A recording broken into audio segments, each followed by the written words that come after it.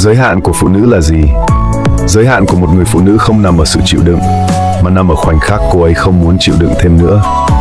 Cô ấy đã từng nói rõ những điều cô ấy không thích, đã từng kiên nhẫn, đã từng cho bạn cơ hội thay đổi, nhưng bạn phớt lờ. Bạn nghĩ rằng cô ấy vẫn ở đó, vẫn yêu bạn, vẫn chấp nhận bạn như một thói quen.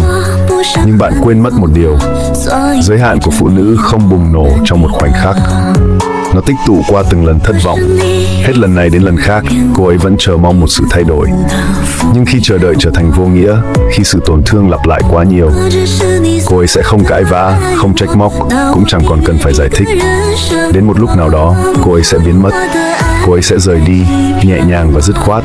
Và điều đáng sợ nhất là gì? Là khi cô ấy bước đi, cô ấy không quay lại nữa, không níu kéo, không luyến tiếc, không còn cảm xúc. Vì khi một người phụ nữ đã cạn kiệt kiên nhẫn, nghĩa là cô ấy đã buông bỏ hoàn toàn.